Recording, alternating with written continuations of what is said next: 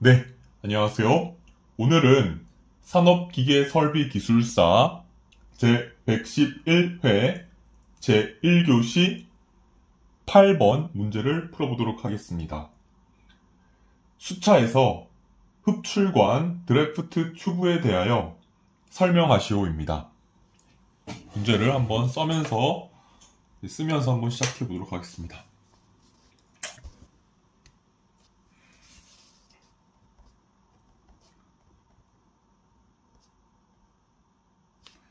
산업기계 설비기술사 제111회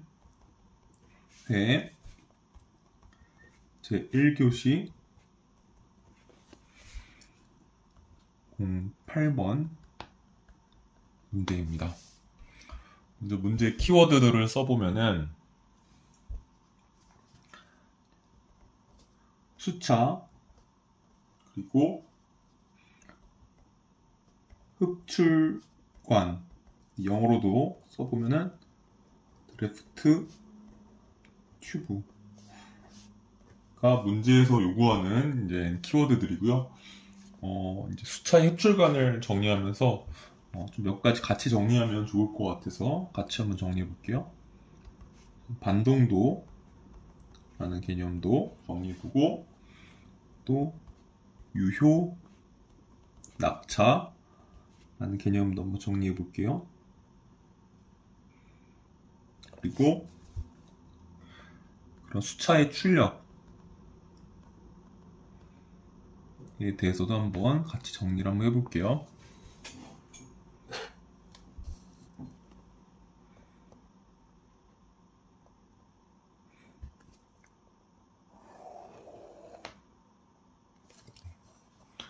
그러면 이제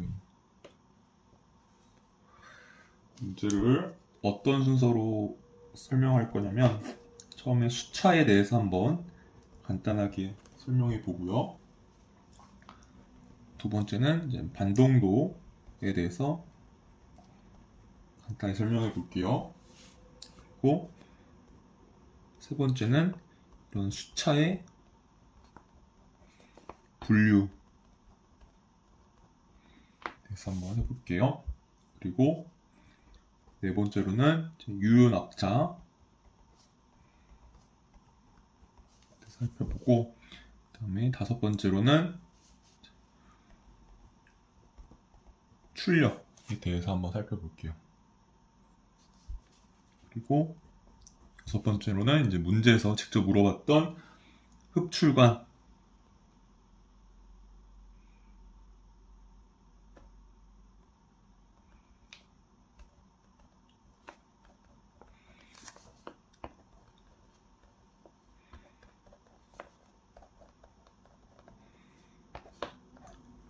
이런 순서로 한번 문제를 풀어보도록 하겠습니다.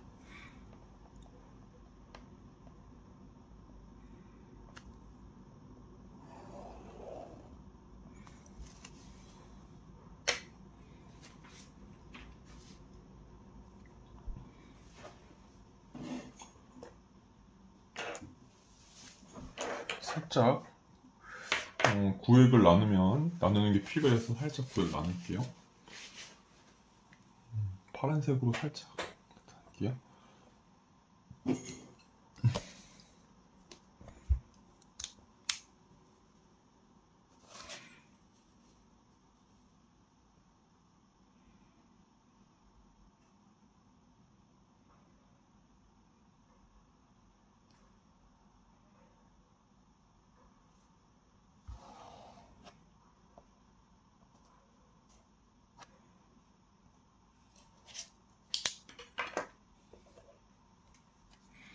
그죠?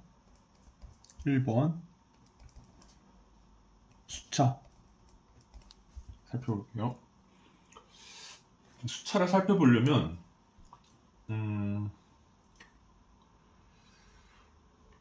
이제 펌프랑 비교를 하면 아주 좋아요. 살펴볼게요.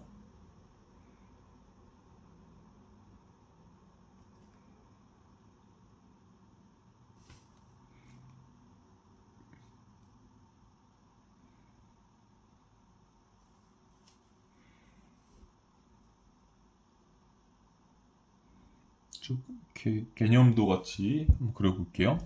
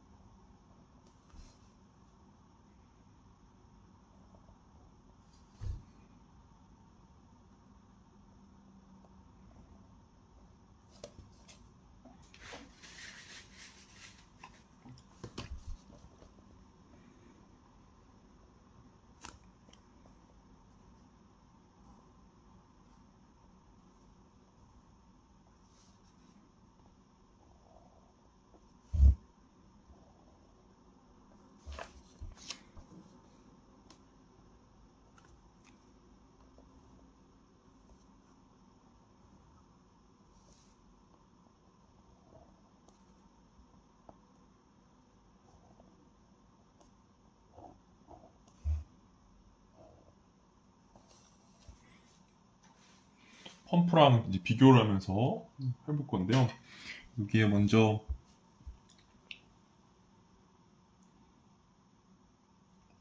펌프를 여기다 먼저 써줄게요. 얘는 펌프고 얘가 수차입니다. 펌프랑 수차는 좀 서로 반대라고 보시면 돼요. 펌프는 이제 에너지를 받아서 이제 그런 예를 들어서 전기 에너지를 받아서 유체 에너지를 만들어내는 그런 기기라면 수차는 유체 에너지를 받아서 전기를 만들어내는 기계라고 보시면 돼요. 펌프는 전기가 공급이 되어야 되니까 이제 전동기를 통해서 전기가 공급이 되고 그 다음에 이 전동기가 펌프를 구동을 시켜주는 것이고요.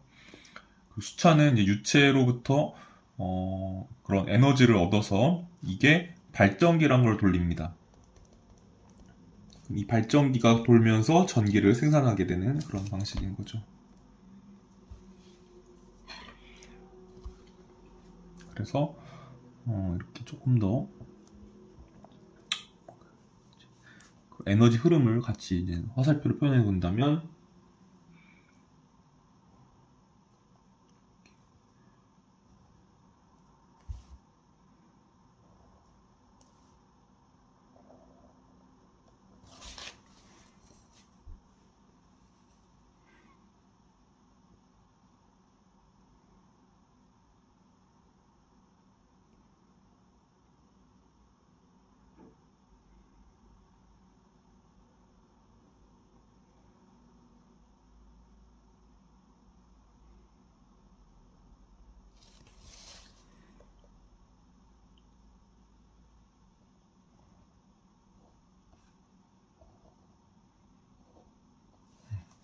먼저 그려놓으면 펌프부터 보면은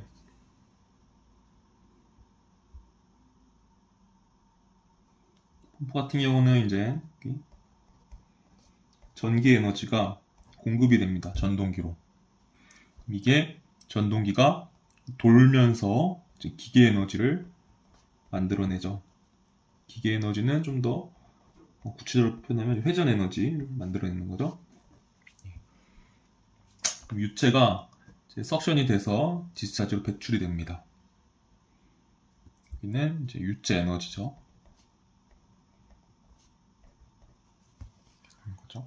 전기를 받아서 전동기가 돌고 전동기가 돌면서 기계적인 에너지를 만들어내고 펌프를 이제 돌리면서 유체를 석셔닝해서 디스차지하는 게 펌프라면 이제 수차 같은 경우는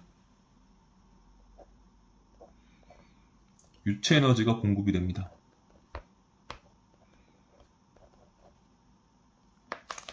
유체가 수차를 돌면서 이제 디스차지가 될 거고요. 그리고 그러면 수차가 돌겠죠. 그러면 그때 기계 에너지를 만들어내겠죠. 도니까 그게 이제 회전 에너지인 거죠.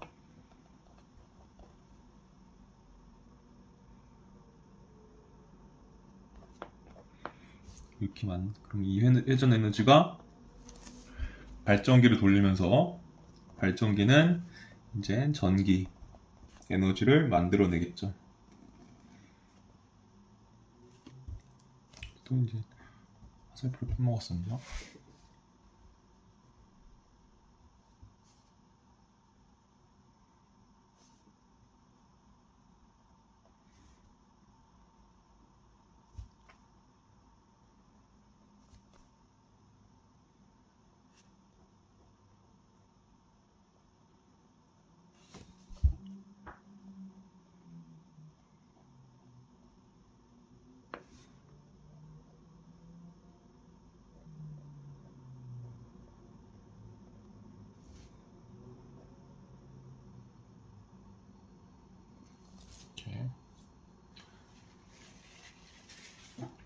이렇게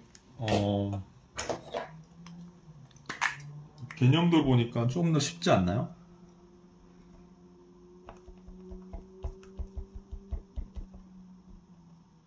좀 더 쉽게 다가왔을 거라고 생각이 듭니다. 좀 더 풀어서 써드릴게요. 이 펌프는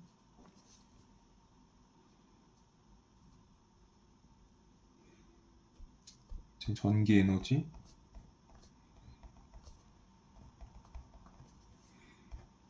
그래서 기계 에너지를 만들어내고, 이게 유체 에너지를 만들어내는 거죠. 유체 에너지에는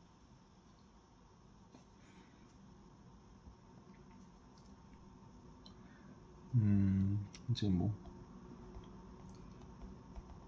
압력 에너지 플러스 운동 에너지 플러스 위치 에너지 등이 있죠.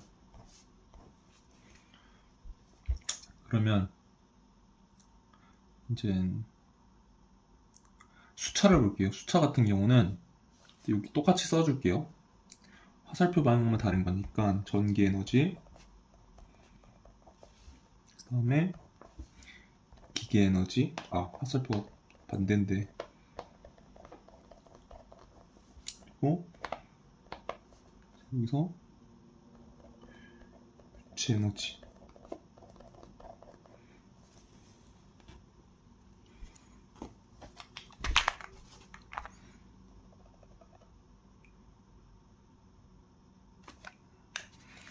이 유체 에너지에는 뭐 압력 에너지 플러스 운동 에너지 플러스 위치 에너지 등이 있겠죠.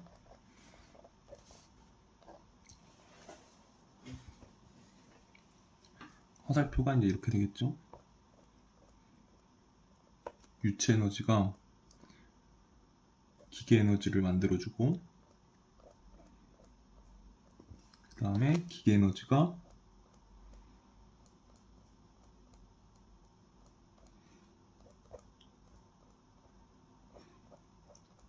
전기 에너지를 만들어주고, 그렇죠? 펌프랑 정반대죠. 펌프는 전기 에너지가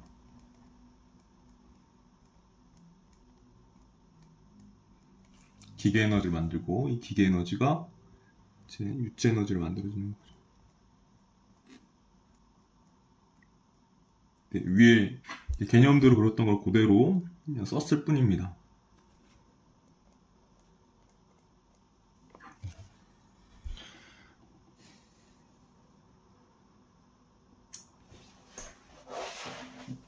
이제 근데 이거는 수차예요. 수차를 이제 터빈이라고 부르는데, 워터 터빈이라고 하나요?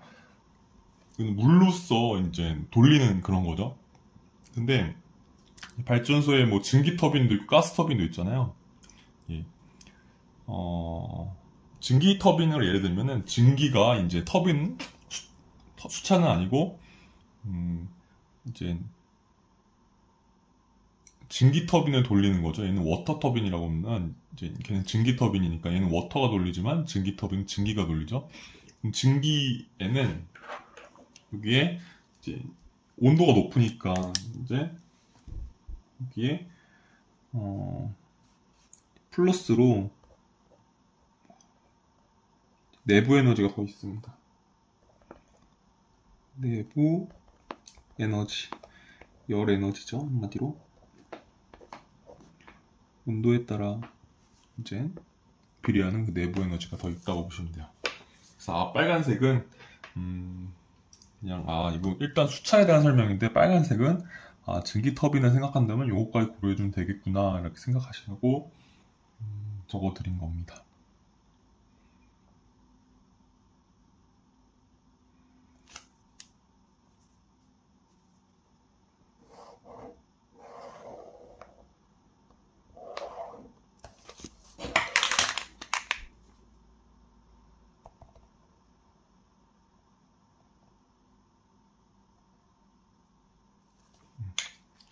그 다음은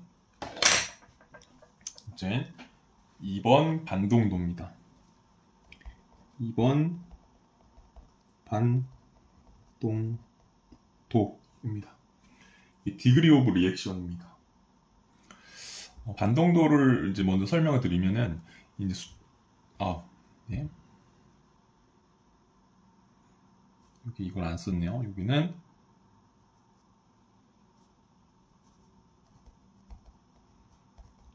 펌프인 경우고요. 여기는 이제 수차인 경우입니다. 그래서 이 두 개를 비교하면서 수차를 이해하라는 의미로 이렇게 썼고요.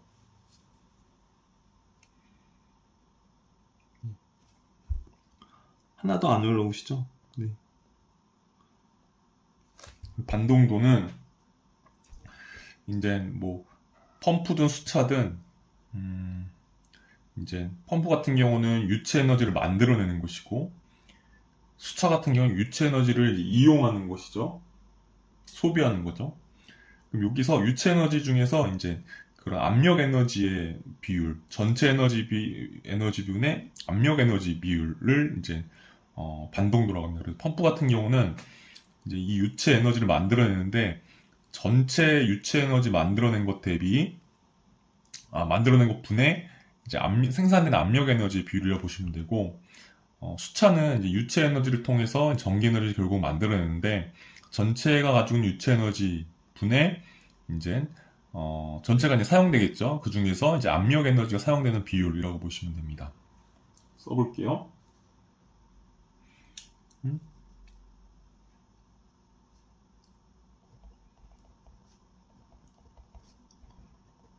생산된 유체 에너지 중, 유체 에너지는 이제 압력 에너지, 운동 에너지,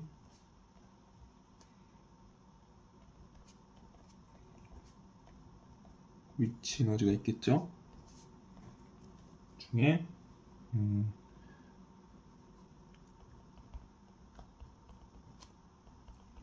압력 에너지에 대한 비율이 됩니다. 다시 여기 이제 수차 걸 써줄게요. 수차는 이제 생산된이 아니라 이제 소비된 에너지겠죠. 소비된 어떤 에너지? 유체 에너지 중이죠.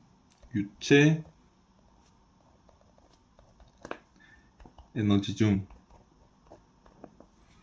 유체 에너지는 이제 어떤 게 있어요? 압력 에너지 플러스 운동 에너지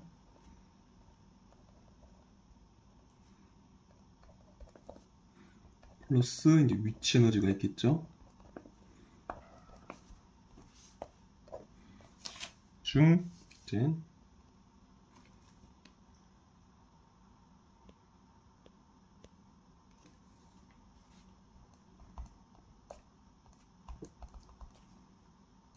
압력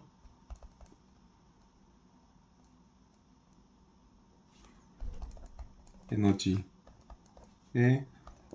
대한 비율.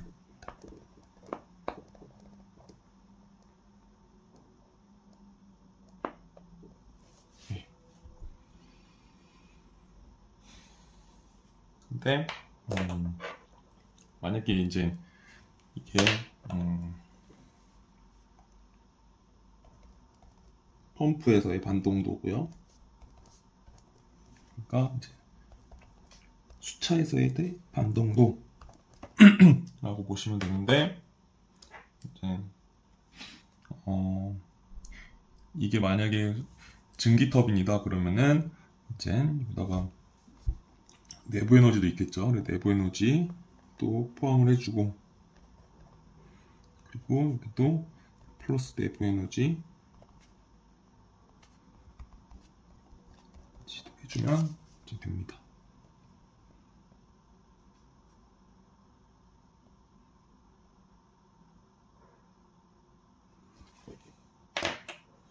그래서 얘는 펌프 수차 이렇게 보시면 되고요.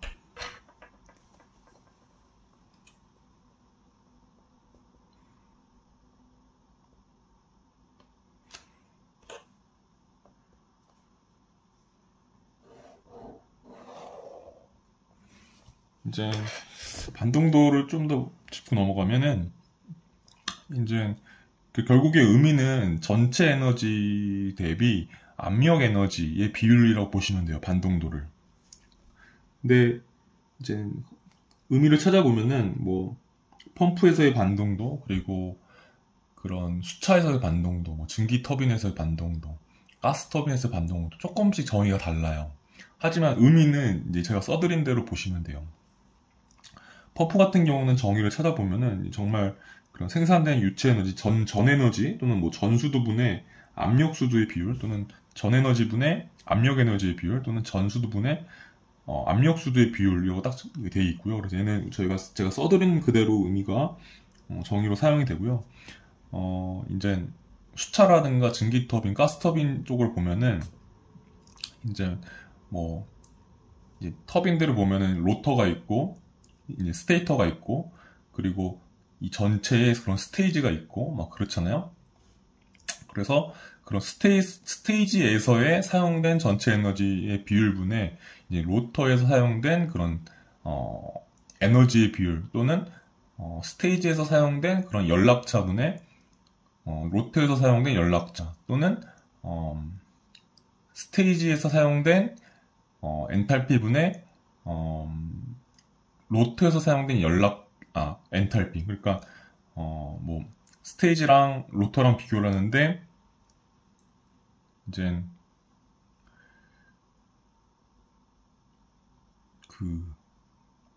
연락차분 연락차, 또는 뭐 엔탈피분 엔탈피, 이렇게 표현하는 정의들을 보실 거거든요. 찾아보시다 보면은. 근데 그 의미를 다 따라가시다 보면은 결국에는 전체 에너지, 사용된 전체 에너지분에 결국 압력 에너지가 사용되는 그런 비율의 의미를 찾으실 수 있을 거야. 그래서 그런 정의들을 보실 때 요게 일단 기본이고, 전체 에너지분의 압력 에너지라는 것이 일단 의미하는 바이고, 이 의미하는 바가 정의가 조금 다르게 되어 있으니까 그 정의가 어떻게 이 의미랑 이제 연결이 되는지 정도는 한 번씩 이렇게 고민을 해보면 금방 찾아낼 수 있으실 겁니다. 그래서 기본적으로는 이제 압력 에너지에 대한 비율입니다. 전체 에너지 분해. 그래서 그거를 이제 알고 가시면 좋고요. 여기 써드렸습니다. 그리고 이제 3번 쓸게요. 3번 수차의 분류입니다.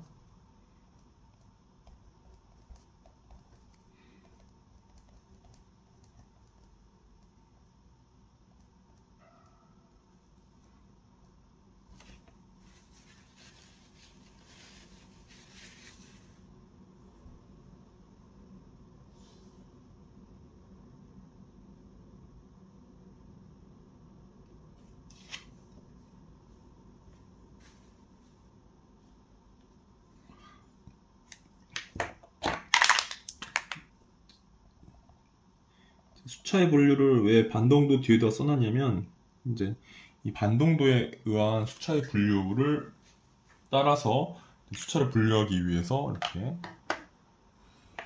수차 반동도 다음에 넣게 되었습니다. 그래서 1번, 여기는 이제 2번, 여기는 이제 반동 터빈,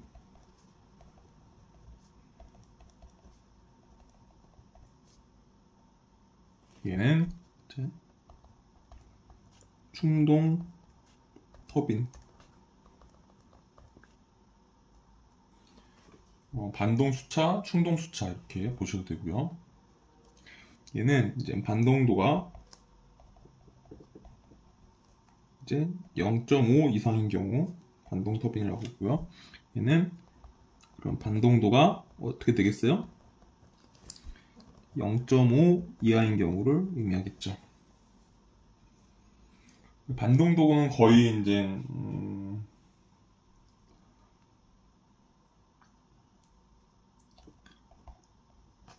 압력 에너지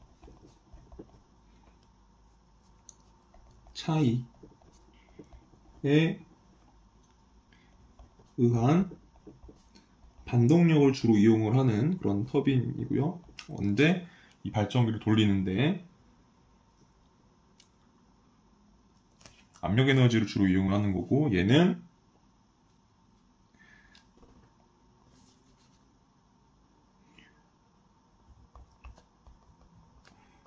운동 에너지 차이에 의한 충동력을 이제 이용하게 됩니다. 그래서 압력 에너지 차이는 이제 압력차가 이제 압력 에너지 차이가 되겠고요.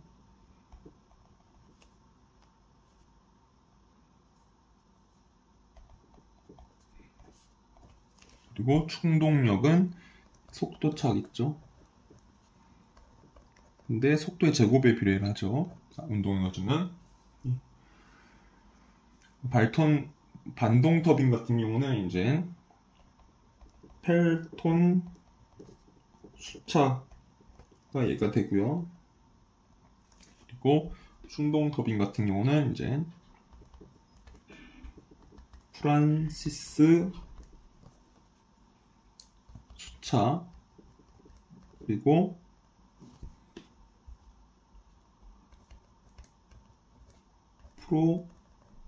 프로펠러 수차가 얘가 되겠습니다.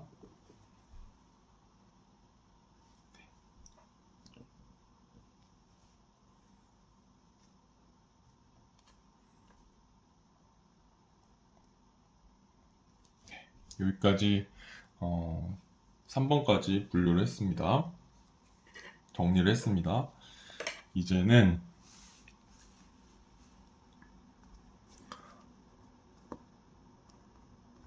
4번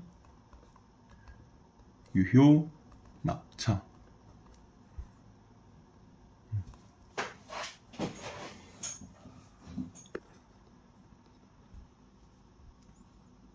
유효 낙차입니다.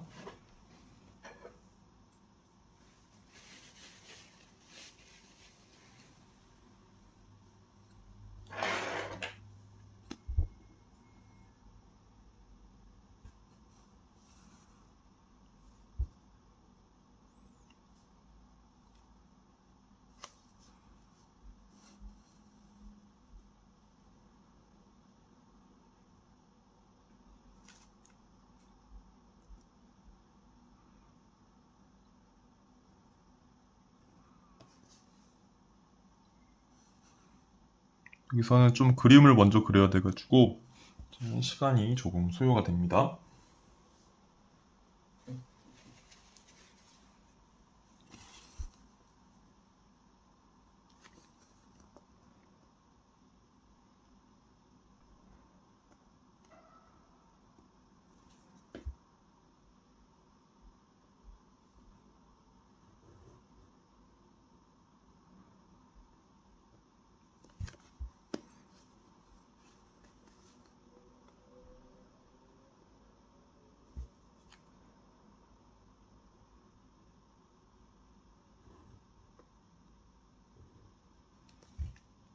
여기 이제 치수면을 그리고 있어요.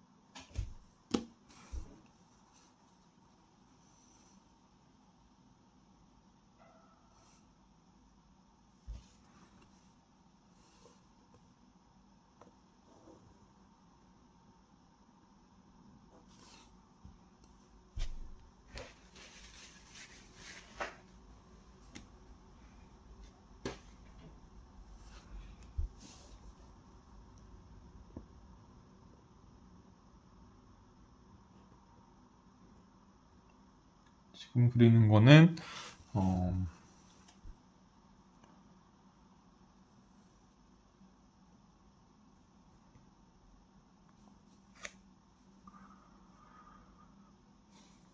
수압관을 그리고 있습니다.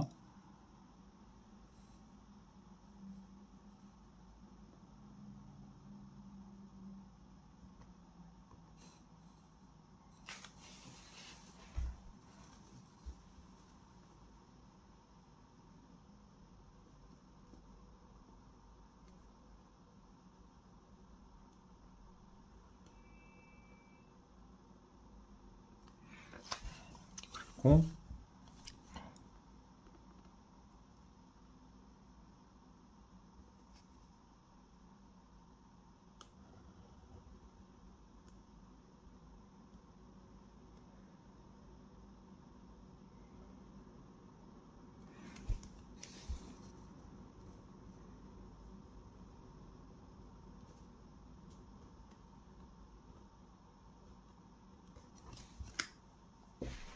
할게요. 수압관을 그렸고요. 그 다음에 여기에 터빈을 그릴 거예요. 수차를.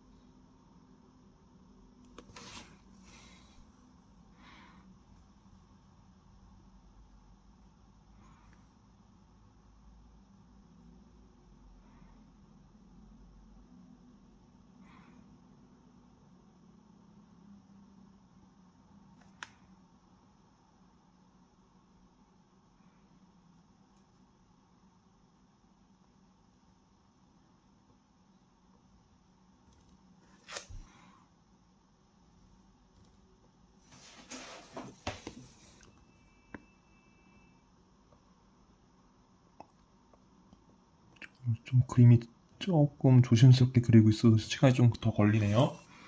네.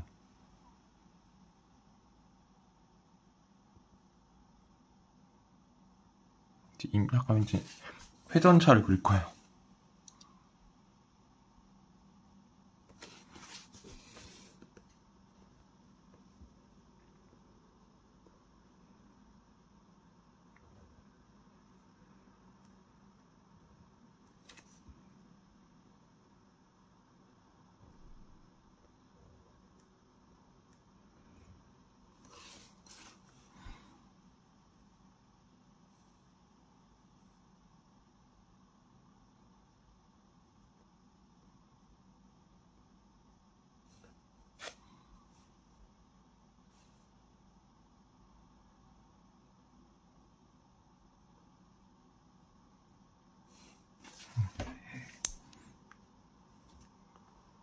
정확하진 않지만 임펠러를 이렇게 표현하고 있어요. 회전차.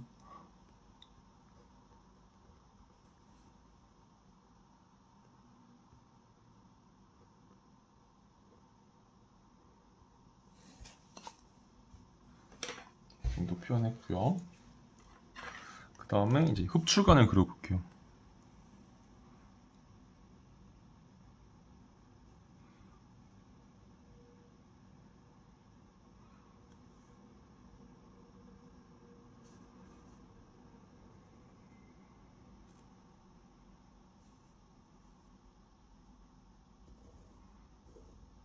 그리고 여기도 이렇게 흡출관을 그릴게요.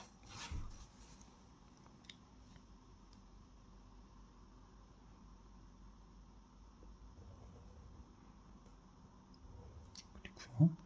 그 다음에 요게 이제 취수면을 그렸다면 이제 요게 방수면 볼게요.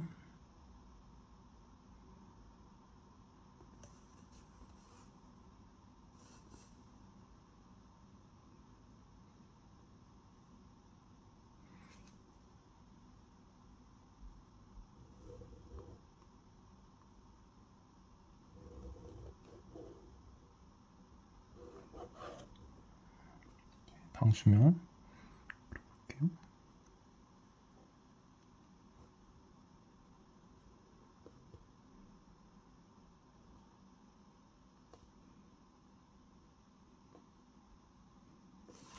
방수면 그려봤고요. 다음에 또 그릴 게 있나요? 다 그린 것 같아요.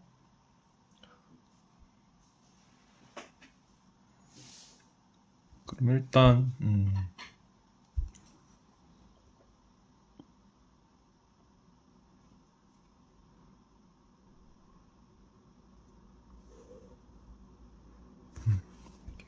이제 얘를 이제 취수면이라고 할게요.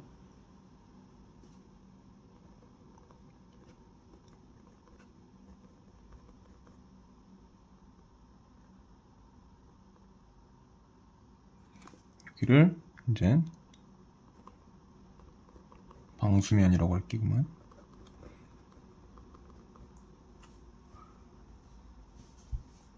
그리고 얘를 흡출관이라고 할게요. 드래프트 튜브죠.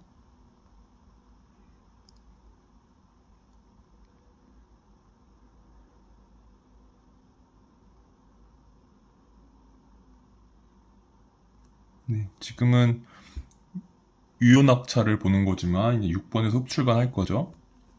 그리고 얘는 이제 임펠러 또는 이제 회전차라고 할게요.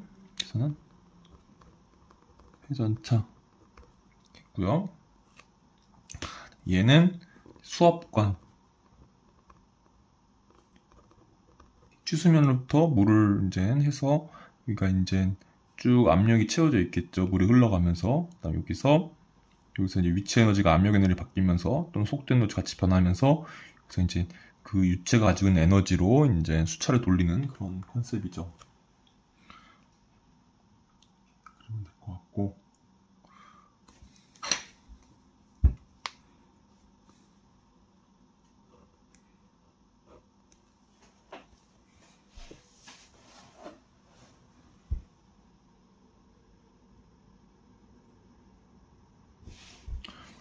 그러니까 이런 거죠. 여기 처음에 물은 정지해 있을 거예요. 근데 이제 밑으로 길이 나 있으면서 이거를 여기까지 그려야겠네요.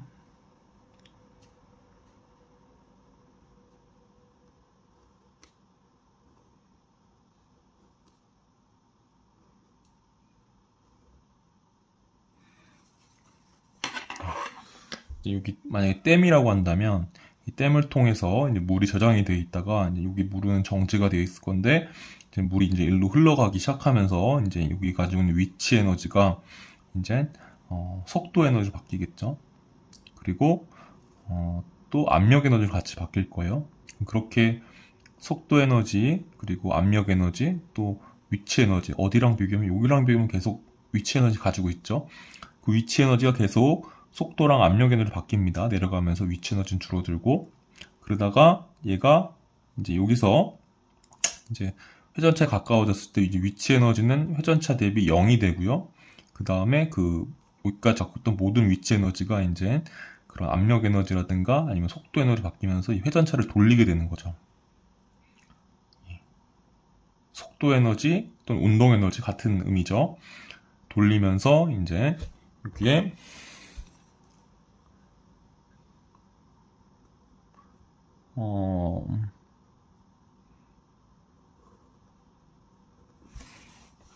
여기에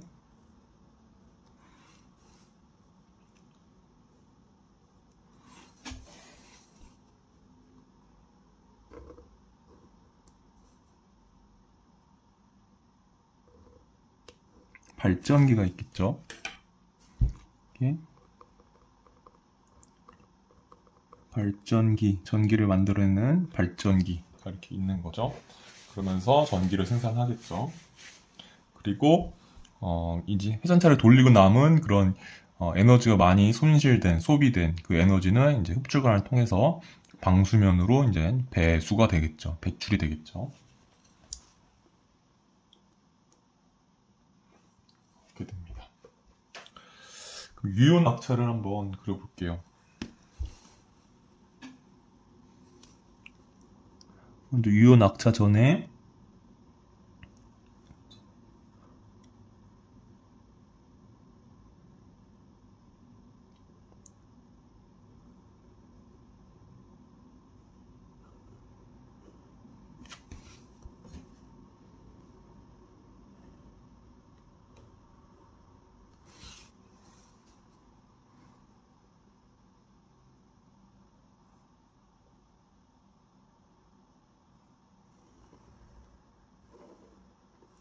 요게 전낙차입니다. 이 방수면에서 이 취수면까지의 높이, 이 전낙차고요.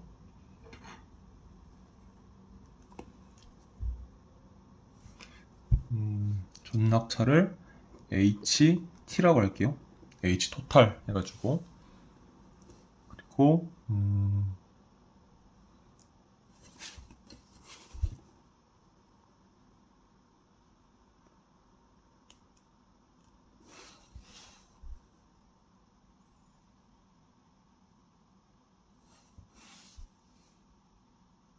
그리고 이게 흡출관 높이라고 할게요. 일단 쭉 그릴게요. 그래서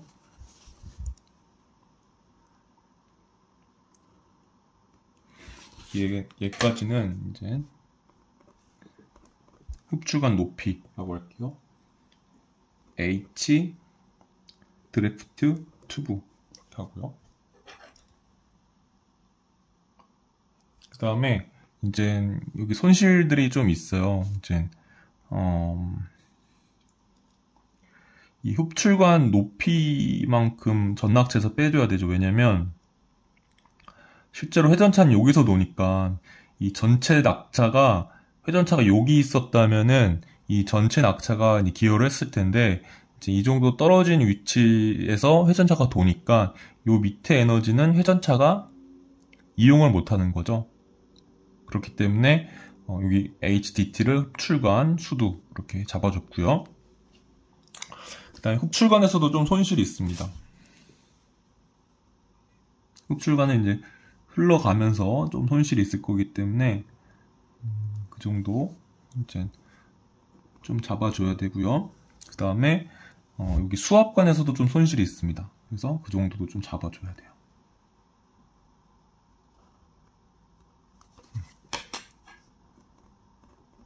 여기서는 흡출관 손실을 HL로 표현하고 수압관 손실도 HL로 표현할게요. 이렇게 관로 손실은 그냥 L로 표현할게요. 로스 이렇게 할게요. 그러면 이제 여기서 이용되는 유효 낙차는 결국에 이만큼 전체에서 이런 것들을 뺀 요만큼만이 이용이 되겠죠. 그러니까 딱 회전차에 도착을 했을 때는 HE 플러스 HL, E랑 L이랑 좀 헷갈리죠?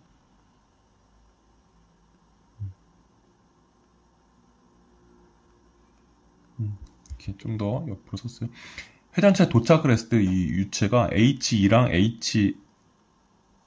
LHDF는 확보된 상태여야 돼요. 그래야지 H2를 통해서 발전기를 돌리고 HDT만큼 이제 더 내려갈 수가 있겠고, 내려가면서 HL만큼 이제 그런 손실이 되면서 나갈 수가 있겠죠. 그렇기 때문에 여기 도착을 했을 때는 당연히 HE, HL, HDT가 확보되고 여기서의 수압관 손실만 손실된 상태로 도착을 해야지 이제 회전체도 돌리고 또 흡출관의 높이만큼 내려갈 수도 있고 또 흡출관의 그런 마찰 손실을 또 사용하면서 내려갈 수가 있겠죠. 그래서 유효 낙자를 이렇게 먼저 글로 쓰기 전에 기호로서 한번 표현을 해봤어요.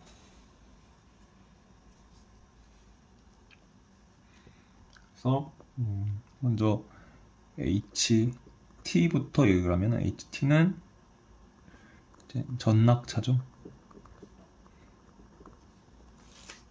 그리고 H2를 얘기를 하면 얘는 전낙차 아닌 유효 낙차죠.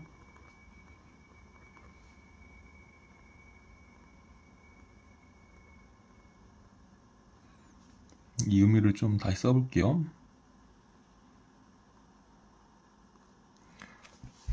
전낙차는 방수면에서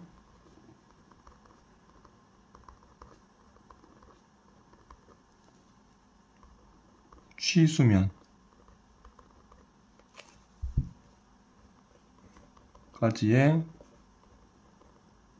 높이가 되겠습니다.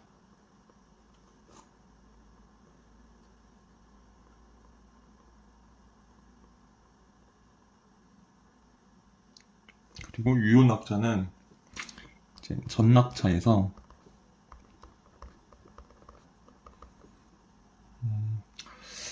여기는 뭐 취수면에서 바로 수압관을 통해서 내려오는 그런 컨셉으로 그렸는데 다른 경우는 뭐 저수지가 별도로 있고 상수조가 또 별도로 있는 경우가 있어요. 그 상수조 다음에 수압관이 연결되는 경우가 있고 그럼 저수지에서 상수조까지 갈 때 도수로가 또 있는 경우도 있어요. 그러면 저수지의 그런 수위를 취수면이라 했을 때 도수로 손실이 한 번 더 들어가거든요. 그래서 그것까지 고려한다면 뭐 도수로 손실 그리고 수압관 손실 그래서 수압관에 손실이 발생하죠. 그리고 흡출관 높이만큼의 수도가 필요하죠. 그리고 흡출관 손실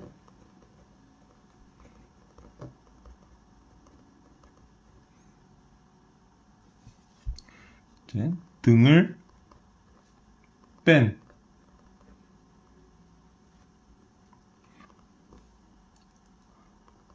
수차에서 실제로 이용되는 낙차다.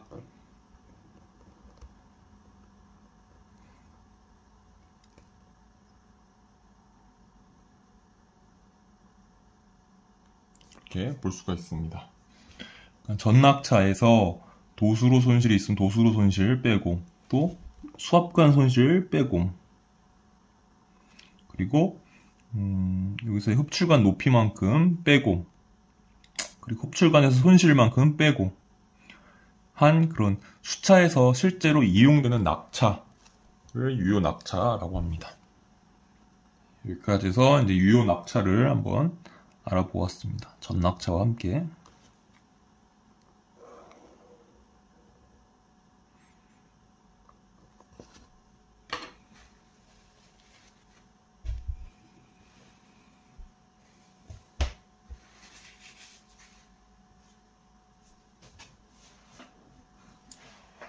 참고로 이제 뭐 여기서 이제 압력 에너지, 운동 에너지, 위치 에너지 등을 조금 간단하게 써드릴게요.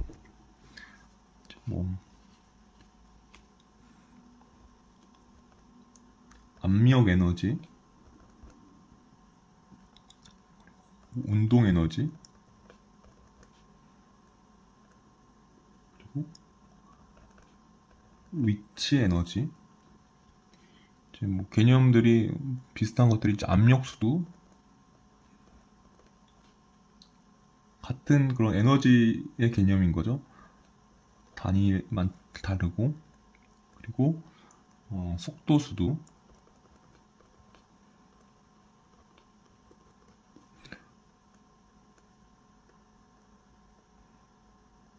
그리고 뭐 위치수도 되겠죠. 다른 걸로 표현하면은 이제 뭐 압력 단위로 표현하면 얘는 이제 P가 되는 거고, 얘는 2분의 1 로 V 제곱 밀도 곱하기 속도의 제곱인 거죠. 위치수는 이제 로 G H가 되는 거죠. 압력 단위인 경우죠. 그 다음에 수도 단위, 미터 단위나 뭐 높이 단위로는 이제 여기 로 GH를 보면서 로즈를 나눠주면 되겠죠. 로 G분의 P가 될 것이고요. 또 얘는 2G분의 V 제곱이 될 거고요.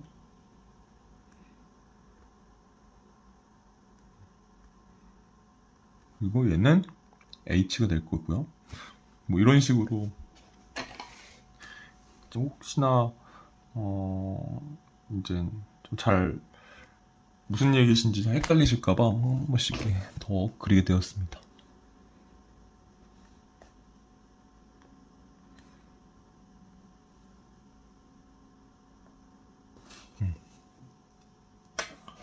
이렇게 보시면 되고요. 이제 압력수도 압력 에너지 비슷한 의미죠. 운동 에너지 속도수도, 위치 에너지 위치수도. P 2분의 로 V 제곱 로 GH는 이제 압력 단위인 경우, 로 G분의 P 2G분의 V 제곱 H는 이제 수도 단위인 경우.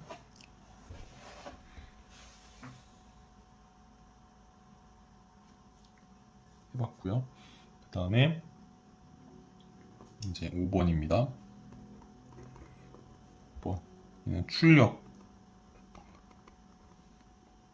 그리고 이론 출력.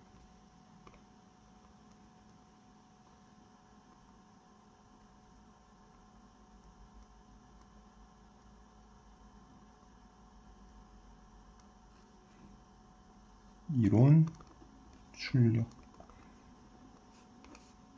이라는 겁니다.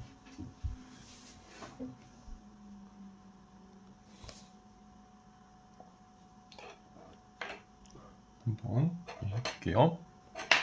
그래도 좀 구획을 나누겠습니다.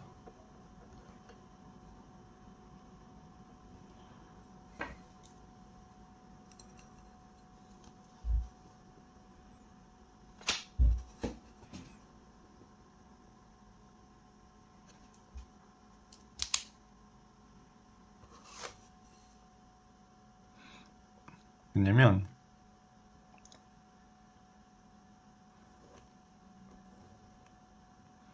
얘도 펌프랑 수차를 비교하면서 설명을 할 거거든요. 그래서 칸을 나눴습니다. 이제 펌프 같은 경우는 이제 수동력이 먼저 언급이 되죠. 수동력 L 워터 물 숫자 그리고 펌프라고 할게요. 얘는 전압 곱하기 유량입니다. 단위로 따져보면은 이제 전압이 파스칼이죠. 그러면 뉴턴 퍼 미터 제곱이 될 거고요.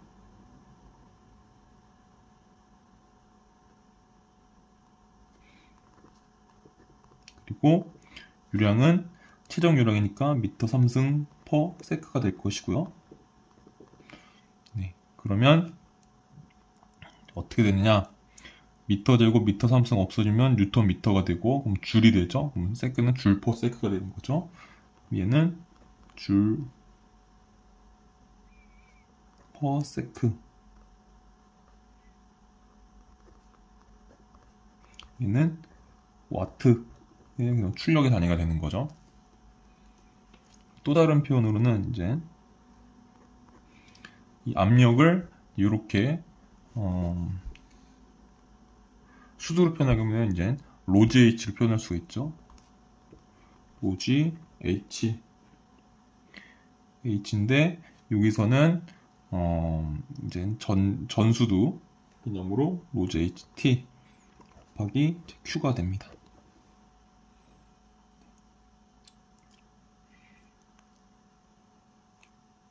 이게 수동력이에요. 근데 이제 그러니까 여기 이거를 보면은 이게 펌프잖아요. 수동력은 이 펌프가 이 유체로부터 이 유체로 만드는데 필요한 에너지인 거예요. 여기서의 에너지인 거예요. 그리고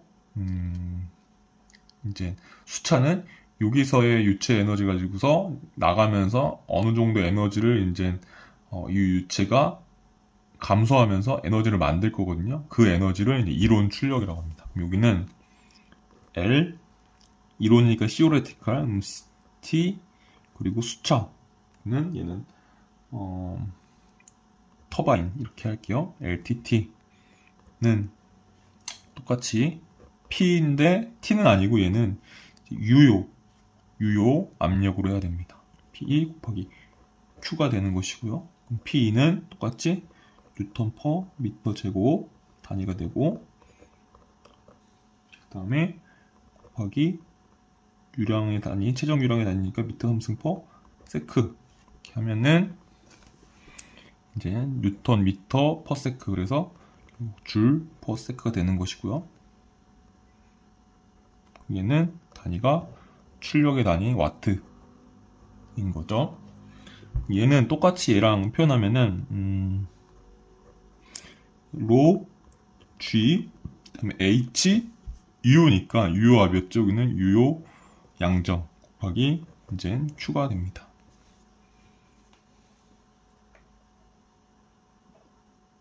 이 같은 경우는 여기는 이제 전압이었다면은 이제 유효압인 거고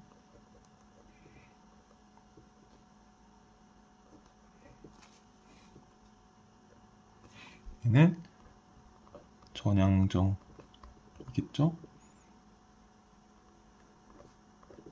얘는 유효 양정.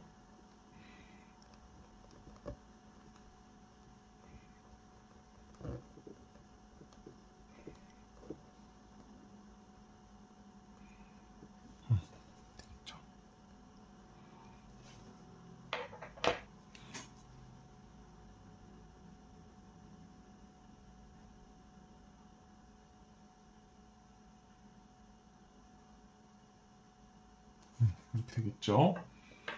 네.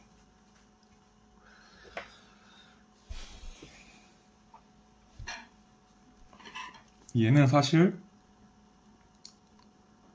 이게 펌프 수동력이라는 거죠. 얘는 수차 이론 출력이 되는 거고요.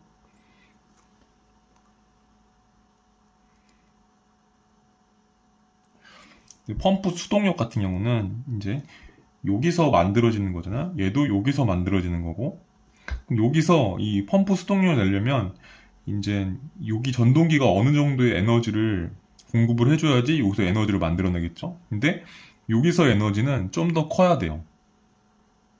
그쵸? 왜냐면 이런 뭐 수력 효율 그리고 기계 효율 그리고 뭐 누설 효율 이런 것들이 최적 효율 이런 것들이 관계되기 때문에 다시 말씀드리면은 전동기에서 이제 이런 수동력을 만들어주기 위해서 펌프를 돌리는데 펌프가 돌아가면서 그런 수력 손실에 의한 수력 효율이 반영이 되어야 될 거고 또 그런 누설 손실에 의한 최적 효율이 반영이 되어야 될 것이고 또 이제 기계의 손실에 의한 기계 효율이 반영이 돼야 되겠죠. 그래서 여기서 펌프 축동력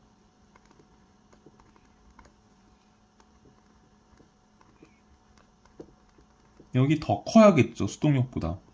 그쵸? 여기서는 이제 수력, 효율, 그리고 최적, 효율, 그리고 기계, 효율,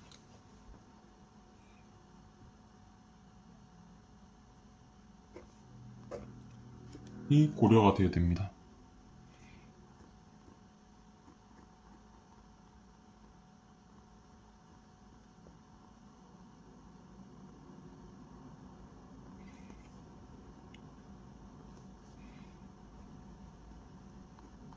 이렇게 고려가 되고요.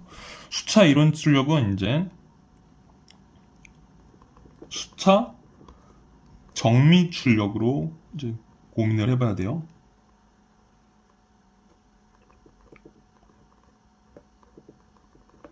정미 출력은 정말 이제 결국 딱 뭐 정제된 그런 결국 최종의 그런 출력이라고 보시면 되죠. 그러니까 여기서 유체가 이제 에너지를 이제 소비하면서 이론 출력을 만들어놨습니다. 근데 얘가 쭉 가면서 결국 전기를 만들 텐데, 발전기를 돌릴 텐데, 그때는 이제 이런 유체 에너지가 이제 그런 수차에서 그 이론 출력으로 바뀌면서 이제 거기서도 이런 수력 손실에 의한 수력 효율이 반영이 되어야 될 것이고, 또 누설 손실에 의한 최적 효율이 이제 반영이 돼야 될 것이고, 또 기계 손실에 의한 기계 효율이 반영이 돼야 되겠죠. 그래서 여기서 만들어진 그런 이론 출력보다 더 작아진 그런 출력으로 발전을 하겠죠.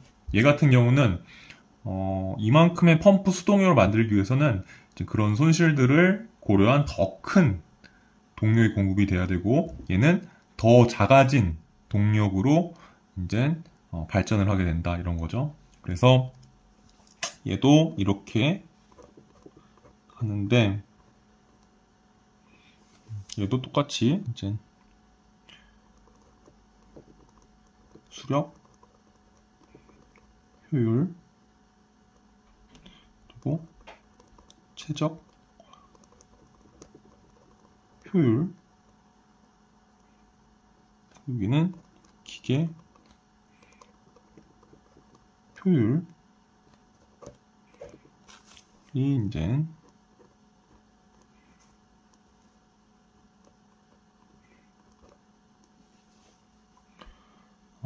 고려가 돼야 되겠죠. 근데 여기서 얘는 보통 효율들이 다 소수점이잖아요. 그러다 보니까 이 펌프 축동력이 더 커져야겠죠. 왜냐면은 이 수동력을 만들기 위해서는 이런 손실들을 고려해서 더 큰 통력이 이제 그 공급이 돼야 되니까. 그래서 여기는 이제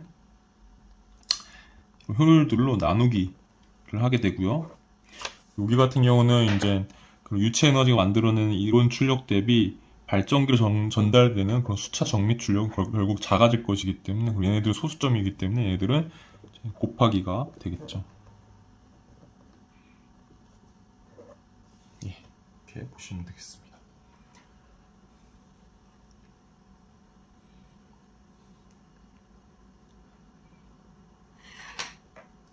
그리고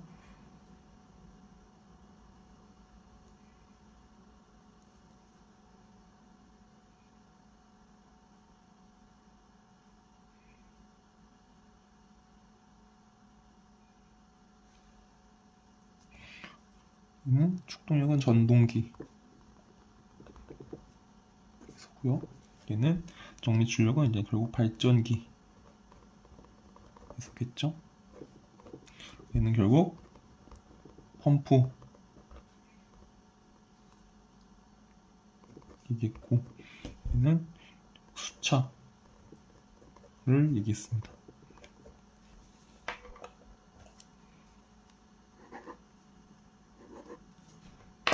되었습니다.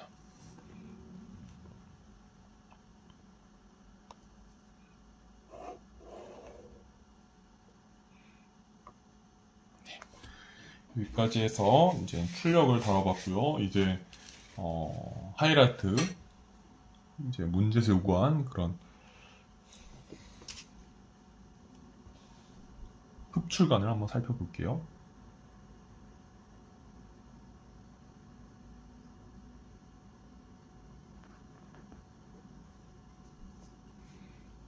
(6번) 흡출관.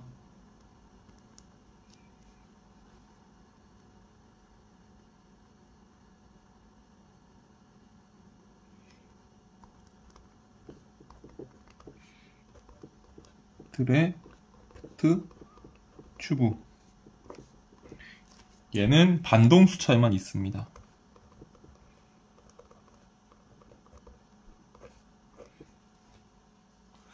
먼저 흡출관의 정의부터 쭉 써볼게요. 여기를 보시면서 한번 생각을 해보세요. 여기 유체를 좀 이렇게 하나 그려줘야겠다. 화살표를.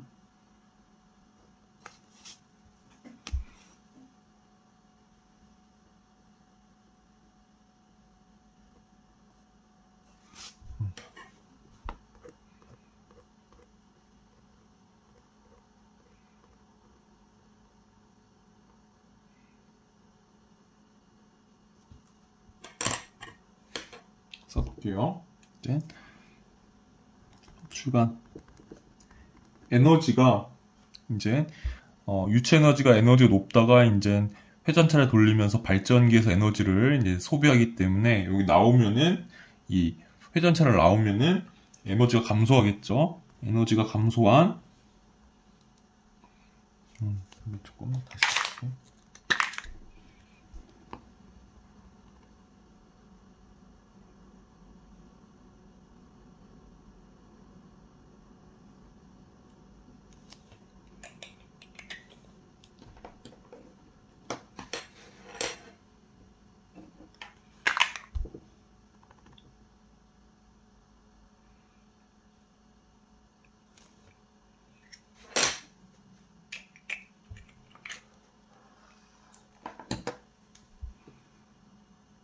먼저 말로 설명드릴게요.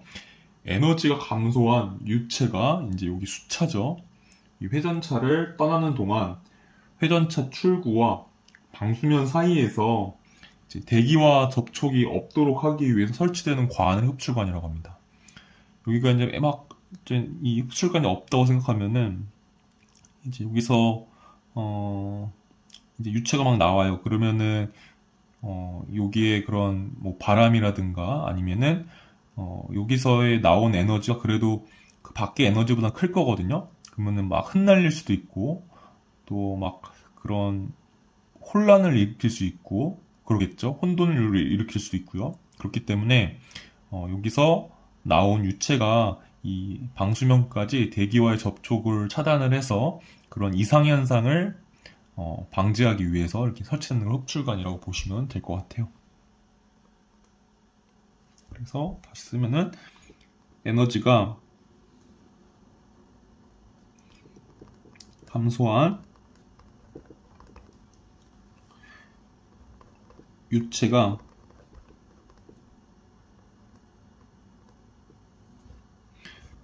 수차를 떠나는 동안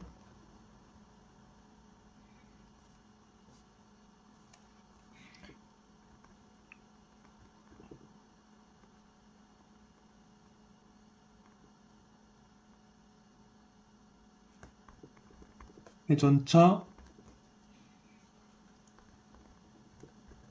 출구와 방수면 사이에서 이 그림 보시면서 에너지가 감소한 유체가 이 수차를 떠나는 동안 회전차 출구와 방수면 사이에서 대기와의 접촉이 없도록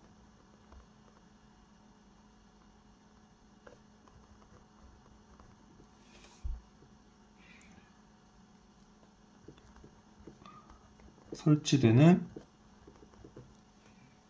관입니다. 이거를 흡출관이라고 합니다.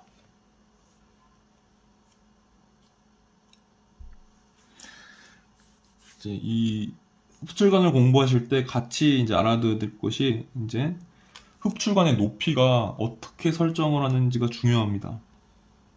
쭉 써볼게요. 흡출관의 높이가 이제 큰 경우를 기준으로 설명할게요. 흡출관 높이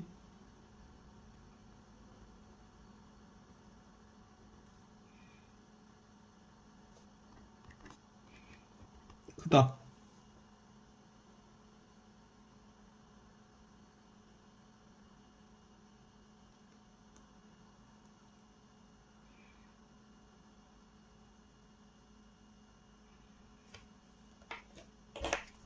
크다를 여기다가 쓸게요. 크다. 그리고 자리가 공간이 모자랄 것 같아가지고요. 일단 높이가 크면 어떤 게 좋을까요? 막 방수면이 뭐 그 홍수시에 막 올라갈 수도 있잖아요. 그러면 흡출관의 높이가 충분히 높으면 이게 충분히 홍수에 따라서 그냥 수면이 높아지더라도 회전차가 좀 잠기지 않고 좀 안전하게 있겠죠. 그렇죠. 만약에 흡출관의 높이가 크다면은 이제 이렇게 될 것 같아요. 수위 변화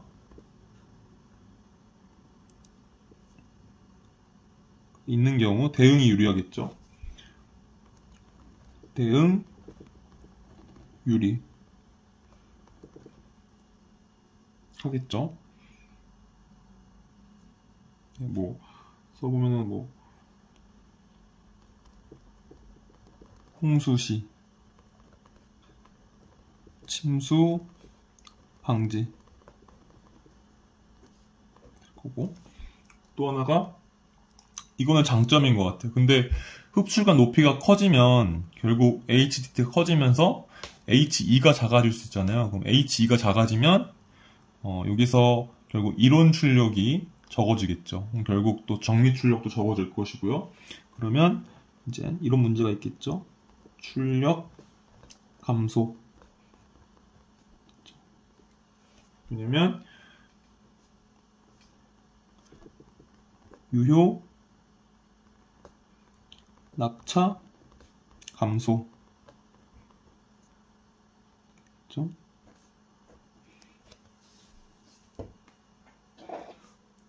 그럴 것이고요. 또 하나는 조금 이제 캐비테이션 위험이 증가하는 건데, 이거는 좀 공식을 하나 써줘야 돼요. 그래서 제가 좀 더 써볼게요.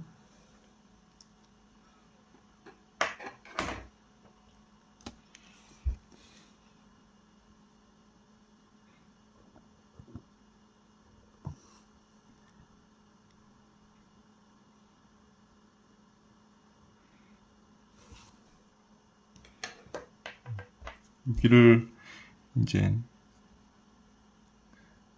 I라고 하고요. O라고 할게요. 흡출관 기준으로 인렛, 아웃렛입니다. 제가 여기서 정리할 거는 여기 흡출관 입구에서의 압력을 정의를 할 거예요. 그러기 위해서 쭉 먼저 베르누이 방정식을 한번 써볼게요. 여기다가 먼저 입구에서의 베르누이 방정식 이꼴 출구에서의 베르누이 방정식 이렇게 쓸게요. 에너지는 보존이 되니까요. 그러면은 로 G분의 수도 단위로 할게요.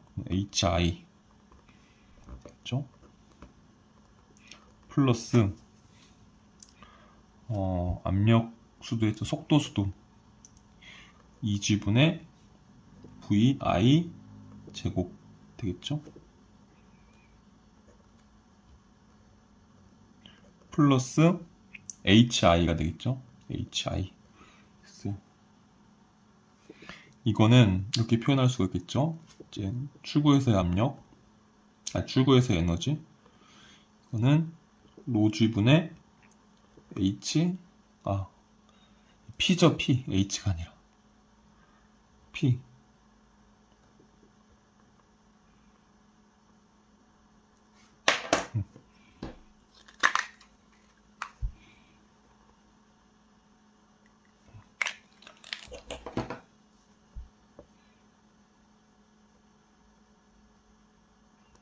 P out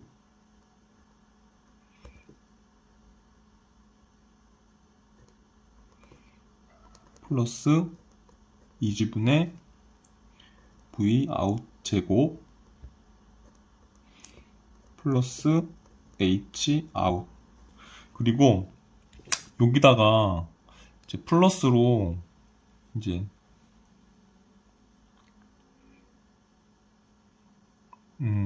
여기서의 에너지는 더 적어졌을 거거든요, 여기보다. 왜냐면 흡출간 손실만큼 전체 에너지는요.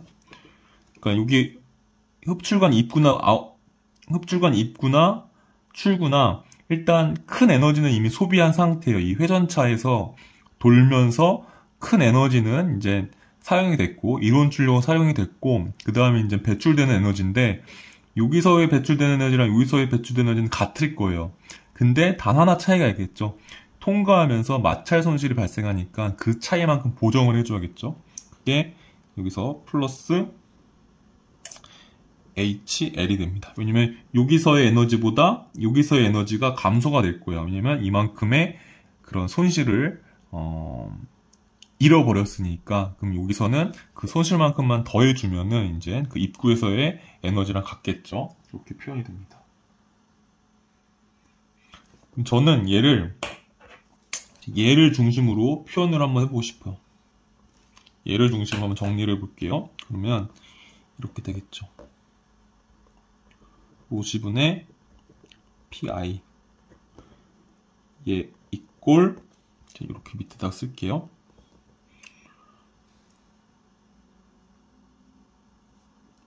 여기다가 옆에다가 써야겠다. 이렇게요.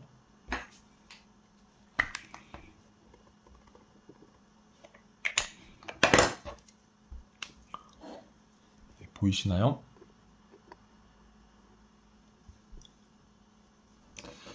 로지분의 P 아웃이죠. P 아웃 플러스 여기를 마이너스로 표현을 할게요.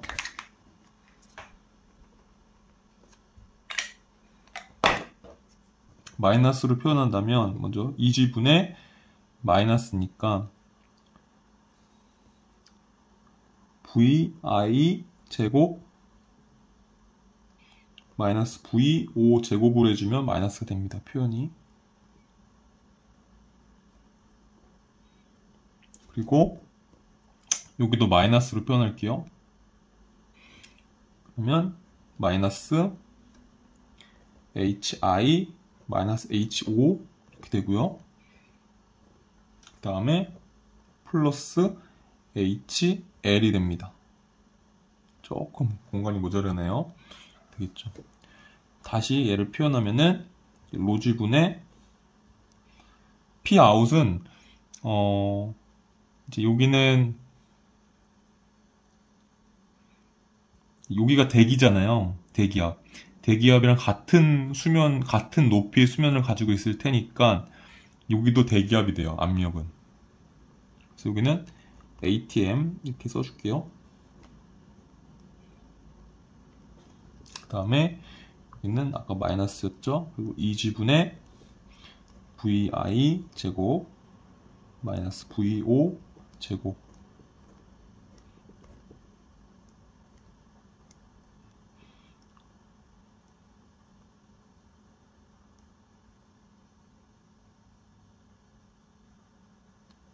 해주고, 그 다음에 여기서 HI-HO는 HDT가 되죠. 이거를 이제 마이너스 HDT로 할게요. 그리고 플러스 HL 이렇게 쓸게요. 여기가 다 지금 H가 대문자였기 때문에 다 대문자로 바꿔줄게요.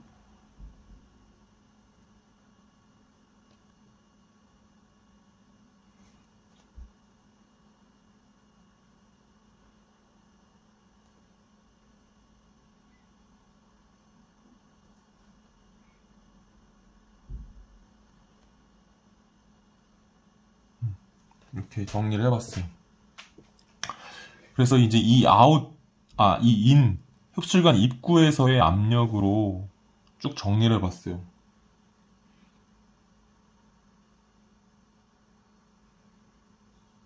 그랬더니 이래요.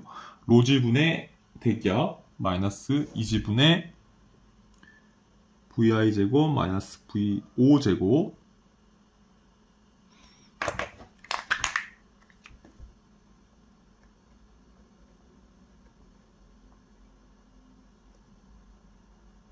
그 다음에 마이너스 HDT 흡출관 높이 그다음에 플러스 HL입니다. 그러면 여기서의 대기압은 일정하잖아요. 그리고 입구 속도랑 입구의 유체 속도 그리고 아울렛의 출구의 유체 속도 뭐 비슷하거나 아니면 그렇게 큰 차이가 없다고 볼게요. 그럼 얘도 좀 놔둬 볼게요. HL 얘도 뭐 로스도 그렇게 큰 영향을 끼치지 않는다고 볼게요. 그러면 HDT가 얘를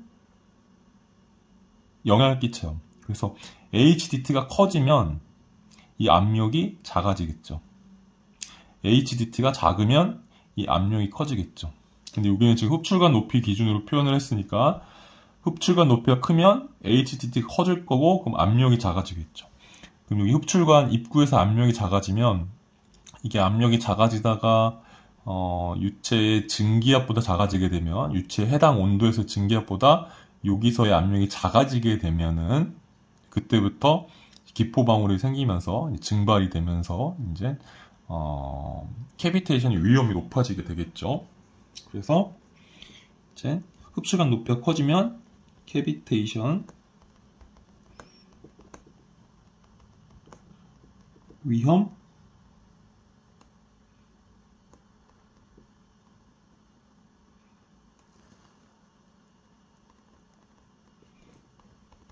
증가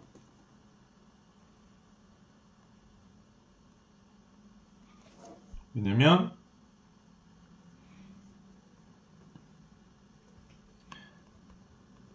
회전차 출구 압력 감소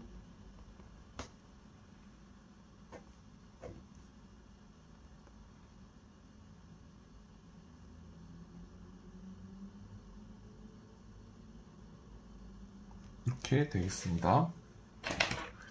자, 이걸로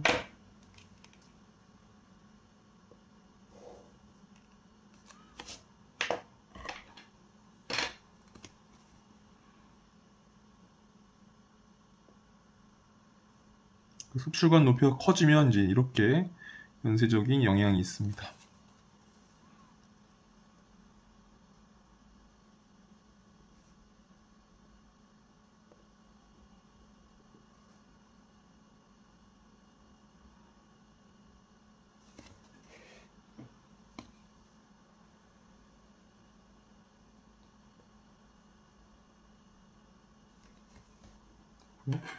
그래서 어떤 결론인가 보지만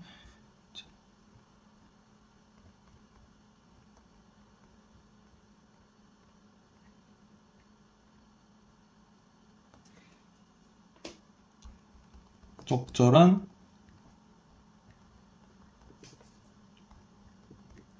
흡출관 높이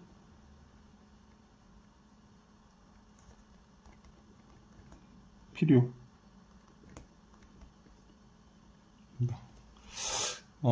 이제 교재에 따르면 약 7m 정도가 적당한 것 같아요.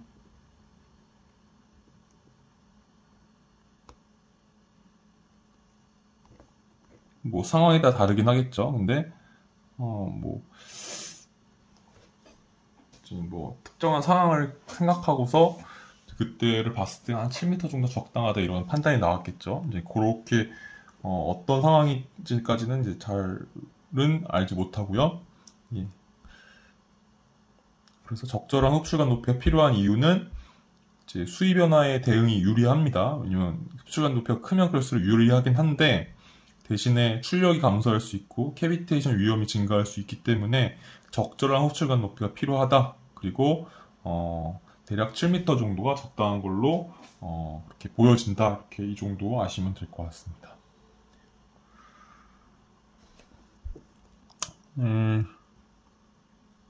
약 1시간 반 정도 소요됐고요. 간단하게 이제 리뷰하고 그 다음에 마무리 짓도록 하겠습니다.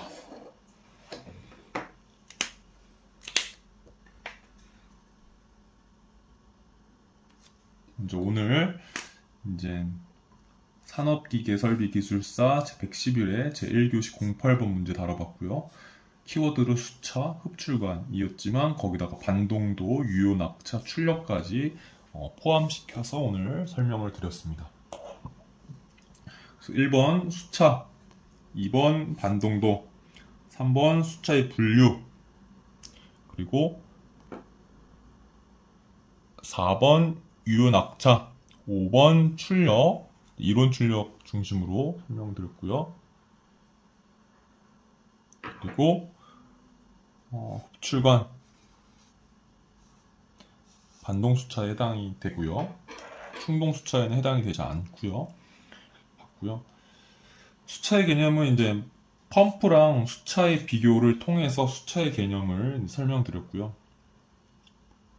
그리고 증기 터빈인 경우에는 이제 내부 에너지, 열 에너지까지 더 봐주시면 됩니다. 열 에너지를 또 내부 에너지 온도에 비례하죠.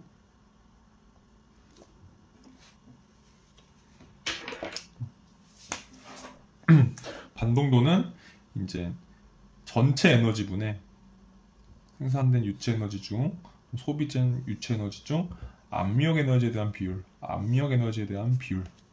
그리고 증기 터빈인 경우는 거기다가 이제 내부 에너지에 대한 비율까지 보시면 되고, 이 반동도는 이제 위키피디아나 이런 데 정의를 보면은 이제 스테이지와 로터의 연락차로 또는 엔탈피 차이로 이제 설명한 경우가 있는데, 그것도 잘 살펴보시면은 결국은 이제 압력 에너지에 대한 비율 또는 압력 에너지 플러스 내부 에너지에 대한 비율이라는 걸 알 수 있으실 겁니다. 수차의 분류는 이제 반동 터빈, 충동 터빈 이제 해왔고요. 근데 그 기준은 반동도를 기준으로, 반동도 0.5를 기준으로 이제 분류가 된다. 그래서 압력 에너지 또는 운동 에너지, 압력 에너지는 압력차가 될 것이고요. 운동 에너지 속도차가 될 것이고요. 그것에 반동력인지 충동력인지 어떤 힘으로 수차를 돌리는지 이제 영향에 따라서 이제 분류가 되겠죠. 예로는 펠톤 수차, 프란시스 수차, 프로펠러 수차 이렇게 있습니다. 그리고 유효 낙차, 전 낙차는 이제 여기 이렇게 의미를 이제 보시면서 이제 충분히 이해하실 수 있으실 거고요. 그리고 이제 출력, 이론 출력은 먼저 수동력, 이론 출력. 여기가 이제 펌프 수차, 여기도 펌프 수차죠. 근데 이제 여기서 전압, 펌프의 수동력을 할 때는 전압 또는 전향정이 들어가고, 수차 이론 출력을 이제 구할 때는 유압 또는 유효양정이 이제 들어가고, 이렇게 보시면 되겠죠. 좀 다른 색으로 할게요. 흡출관은 이제 회전차 출구와 에너지 감소한 유체가 수차를 떠나는 동안 회전차 출구와 방수면 사이에서 대기와의 접촉이 없도록, 이게 중요한 의미고요. 흡출관 높이에 따라서 어떤 영향이 있는지를 이제 흡출관 높이를 크게 했을 때를 기준으로 한번 설명해 볼게요. 크면 수위 변화 대응이 유리합니다. 왜냐면 홍수 시에 침수가 방지될 수 있기 때문에.